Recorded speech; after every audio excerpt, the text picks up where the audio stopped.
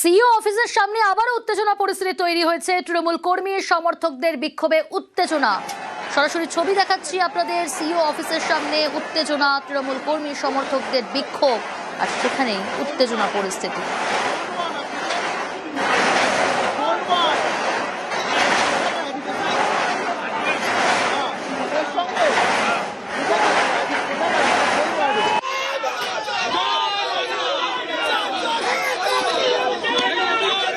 এর আগে তৃণমূলপন্থী বিএলওদের বিক্ষোভ, গার্ডরেলে উঠে স্লোগান বিএলওতে। এখন কি পরিস্থিতি, কেন এরকম পরিস্থিতি তৈরি হলো, দাবি কি, ডিটেল জানবো। রৌনক রয়েছে আমার সঙ্গে। রৌনক, একেবারে তৃণমূল কর্মী সমর্থকরা সিইও দপ্তরের বাইরে ইতিমধ্যে স্লোগানিং করছেন এবং ব্যারিকেড করে রেখে দেওয়া হয়েছে গোটা এলাকা। কারণ এই এলাকায় ইতিমধ্যে বিএনএস এর 163 ধারা জারি রয়েছে, যে কারণে কোনো রকম জমায়েত কিন্তু করতে দেওয়া যাবে না। সেই বিষয়কে লক্ষ্য করে যে জায়গাগুলিতে ব্যারিকেড করা হয়েছে সেই ব্যারিকেড ভাঙার চেষ্টা করছে তৃণমূল কর্মী সমর্থকরা। জ্ঞানেশ কুমারের পদত্যাগ থেকে শুরু করে একাধিক দাবি নিয়ে তারা ইতিমধ্যে স্লোগান শাউটিং করছেন, যাতে কোনো রকম অপ্রীতিকর পরিস্থিতি তৈরি না হয় সেই বিষয়ে লক্ষ্য রেখেই কিন্তু কলকাতা পুলিশের পক্ষ থেকে প্রচুর পরিমাণে পুলিশ বাহিনী এখানে মোতায়েন করা হয়েছে এবং কেন্দ্রীয় বাহিনী মোতায়েন রয়েছে। ব্যারিকেড ভাঙার তারা চেষ্টা করছে, কিন্তু অপরপক্ষে পুলিশের তরফ থেকে কিন্তু এই জমায়েত সরানোর জন্য বারংবার বলা হচ্ছে এবং এতে কোনোভাবে ব্যারিকেড ভেঙে তারা নির্বাচন কমিশনের যে দপ্তরের সামনে না আসতে পারে, সেই কারণে কিন্তু গোটা এলাকা ইতিমধ্যে কড়া নিরাপত্তার বলয়ে ঘিরে রাখা হয়েছে। বেশ,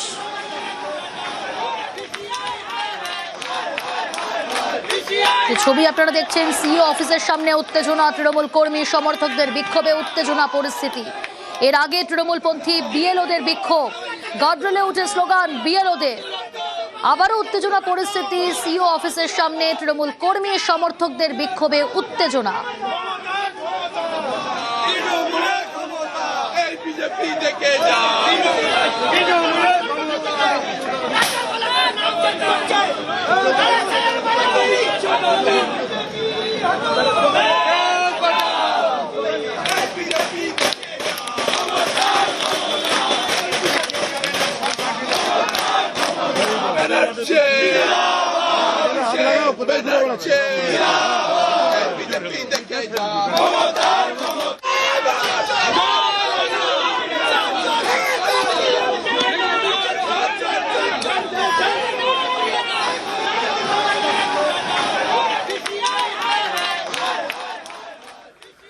আসি পরের খবরে।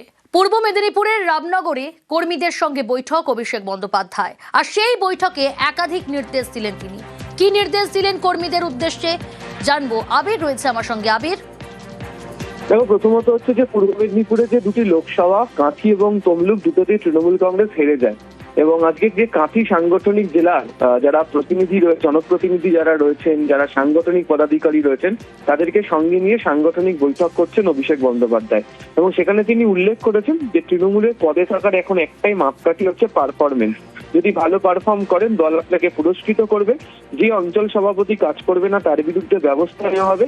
শুধু অঞ্চল সভাপতি নয়, এবার থেকে প্রধান এবং উপপ্রধান যারা রয়েছেন তাদের বিরুদ্ধে ব্যবস্থা গ্রহণ করা হবে। একই সঙ্গে তিনি উল্লেখ করেছেন যে যুদ্ধে যারা বেইমানি করে তারা আর চাই হোক দলকে দেখে মা বলতে পারে না এবং এই প্রসঙ্গের কথা বলতে গিয়ে, যেহেতু এখানে বহু নেতাদের নিজেদের মধ্যে পারস্পরিক দ্বন্দ্ব রয়েছে, সেই প্রসঙ্গে কথা বলতে গিয়ে তিনি উল্লেখ করেছেন যে আগে সাপ তাড়ান, তারপর ঝগড়া করবেন। বিজেপি বারান্দায় কেউটে সাপ ছেড়ে দিয়েছে, আগে সেটাকে তাড়ান। এবং আজকে বৈঠক শুরু হওয়ার আগেই সেখানকার যারা নেতা, বিশেষত হচ্ছে সুপ্রকাশ গিরি, পীযূষ পণ্ডা এবং যারা সাংগঠনিক ক্ষেত্রে সেখানে দায়িত্বে থাকেন, তরুণ জানা, তাদেরকেও তিনি আলাদা আলাদা করে ডেকে নিয়ে গিয়ে কথা বলেছেন। অর্থাৎ দলীয় দ্বন্দ্বের জেরে বা নেতাদের নিজেদের মধ্যে দ্বন্দ্বের জেরে যাতে কোনোভাবে বিধানসভা নির্বাচনের ফলের ক্ষেত্রে কোনো যাতে খারাপ বিষয় না তৈরি হয়, সেইটাকে মেটানোর জন্য আজকে দলীয় বৈঠকের মধ্যেও তিনি যথেষ্ট একাধিক নেতাদেরকে সতর্কও করেছেন। একেবারেই আবির, একই সঙ্গে তিনি সতর্কও করেছেন এবং তিনি স্পষ্ট করেছেন যে প্রার্থী নিয়ে বিরোধিতা নয়, দলের সিদ্ধান্তই চূড়ান্ত। তিনি উল্লেখ করেছেন যে এটা নিয়ে মান অভিমান করার কোনো জায়গা নেই। যাকে প্রার্থী করা হয়েছে তার সম্পর্কে বিস্তারিত তথ্য নিয়ে কেন তাকে প্রার্থী করা হচ্ছে তার যথেষ্ট কারণ আছে বলেই দল তাকে প্রার্থী করেছে। ফলে দল যাকে প্রার্থী করেছে তাকে কোনো ব্যক্তির ভালো লাগুক বা না লাগুক, তাকে জেতানোর দায়িত্ব দলের নেতা কর্মী যারা সেখানে রয়েছেন তাদেরকে নিতে হবে। এবং প্রসঙ্গত তুমি জানো যে দুদিন আগেই নওদার সভাতে অভিষেক বন্দ্যোপাধ্যায় সবার আগে যেভাবে সেখানে ব্লকের নেতারা সমস্যা তৈরি করেছিলেন, তাদেরকেও সতর্ক করে তিনি মঞ্চ থেকে বলেছিলেন যে প্রার্থীকে পছন্দ না হলে মনে করুন যেখানে প্রার্থী অভিষেক বন্দ্যোপাধ্যায়। ফলে সেই প্রসঙ্গের কথাই কার্যত মনে করিয়ে দিয়েছেন যে প্রার্থী পদের ক্ষেত্রে দলের সিদ্ধান্ত চূড়ান্ত। কেউ বা কোনো ব্যক্তি যদি এর বিরোধিতা করতে চান তাহলে দল যে তার বিরুদ্ধে আগামী দিনে কঠোর ব্যবস্থা নিতে পারে সেই প্রসঙ্গের কথা ওই দিনকে তিনি উল্লেখ করেছেন এই দলীয় সাংগঠনিক বৈঠকের মধ্যে থেকে। বেশ,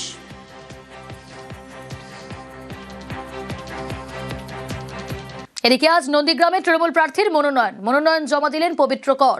নন্দীগ্রামে এবার শুভেন্দু বনাম পবিত্র কর। এসডিও অফিসে মনোনয়ন তৃণমূল প্রার্থীর। মনোনয়ন হলদিয়া মহিষা দলের তৃণমূল প্রার্থীদেরও। মিছিল করে মনোনয়ন জমা 3 প্রার্থীর।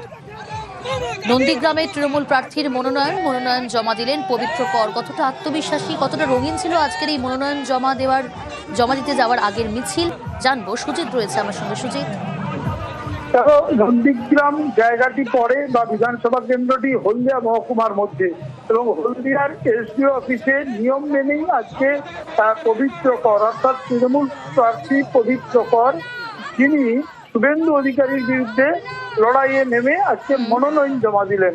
হলদিয়ায় আজকে দলীয় কর্মী সমর্থকদের নিয়ে এসডি অফিসে গিয়ে নিজের মনোনয়ন জমা দেন তিনি।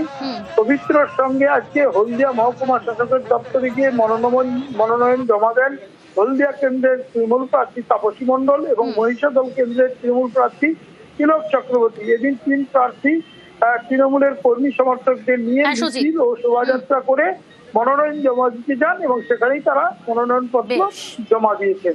বেশ, সুনিশ্চিতভাবে আমরা জয়লাভ করতেছি, শুধু ব্যবধান নিয়ে লড়াই চলছে। সাধারণ মানুষের অঙ্ক একটাই, সাধারণ মানুষ স্বতঃস্ফূর্তভাবে এগিয়ে আসছে, বহিরাগতকে পরিত্রাণ করতে চাইছে, এর জন্যই আমাদের কাজটা সুবিধা হচ্ছে। মানে আপনার বিপক্ষে যিনি আছেন তিনি কি বহিরাগত? অবশ্যই শাসন প্রক্রিয়া নন্দীগ্রামের উপরে চালিয়েছে, সুশাসন নয় কুশাসন চালিয়েছে। আপনাকে চুনোপুঠির সঙ্গে তুলনা করছি, কয়েকদিন তো আর অপেক্ষা করুন।